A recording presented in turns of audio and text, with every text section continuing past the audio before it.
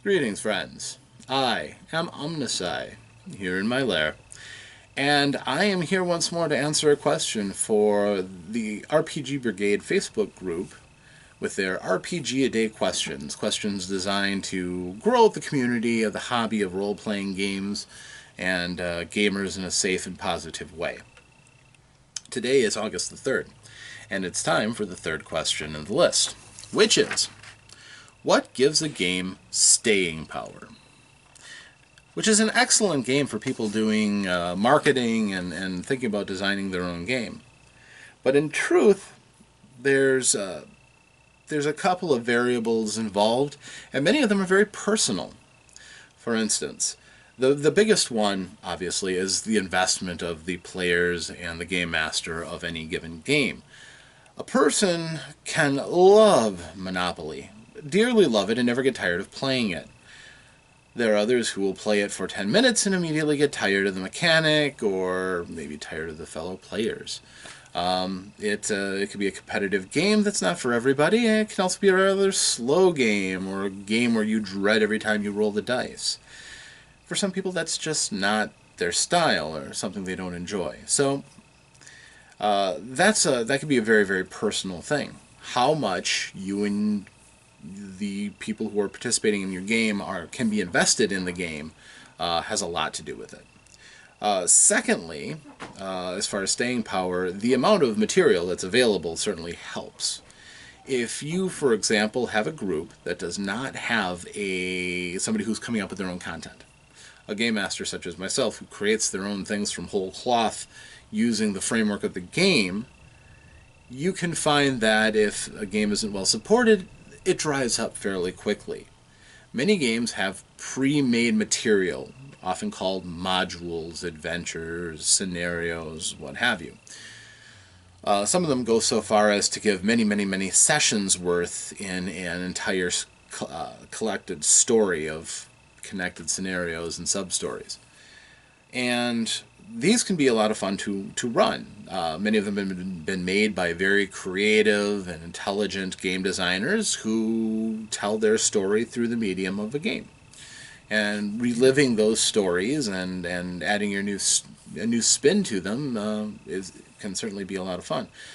For some people, that is their preferred way of playing these kind of games. There's nothing wrong with that, certainly.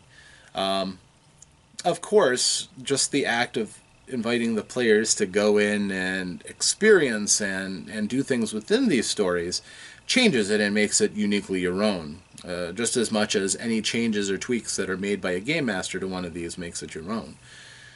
But if you get into a game and all there is the core rules and maybe a world book with some ideas and your group isn't that creative, you may find your interest waning quite quickly without extra support. The good news is we're in a golden age for gaming, with online sources, internet, social media sites. There often is material vastly either superior or expanding out on a pre-made universe from all of the people who are passionate about that gaming system or that gaming world, which could be a real boon to somebody who is looking for extra resources and extra material. Honestly, all you have to do for most cases is just Google the subject of your interest, and away you can go. You can be lost in days' worth of research and looking at other people's ideas, and the quality may ebb and flow. There's still going to be something, almost certainly, that you'll be able to use for your own games. I also would say, too, that games often have a sense of scale to them. And that can adapt their staying power, too. For example, there is a game out there, the name of it escapes me. Grim Tales, I think it's called, where basically you play children in a dark, like a German fairy tale, where the monsters are really out to eat you, and your kids are plucky, but ultimately very, very mortal and very, prone to being preyed upon by the hobgoblins of the mind and so on and so forth. It's a grim, dark game. it's not something that I personally would consider for long periods of play. No, it's something you break out every once in a while, but the content just, I have a hard time imagining a long-term campaign of many sessions. Another game I was thinking about as this question came up is a game that is on the other end. It's almost whimsical in its approach. A game like Paranoia. Paranoia is a fun game. It is a game where life is cheap.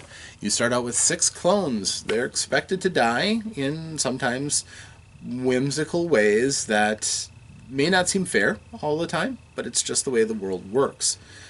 It is generally not considered a game for high drama. So, some people have a taste for that, but few people have a taste for long stretches of play with the same characters. It's not a game that lends itself to, and I know some people have experiences where they probably have been playing a Paranoia game for a long stretch of time.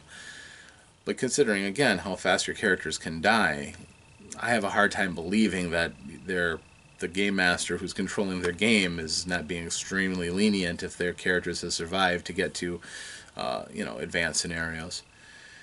So, again, it doesn't really lend itself to survivability, and that's not a bad thing. It's nice to have a couple of games like that to change things up. Games like 316, Carnage Amongst the Stars, Paranoia, Grim Tales. There's a wide variety. Kobolds Ate My Baby is extremely light role-playing.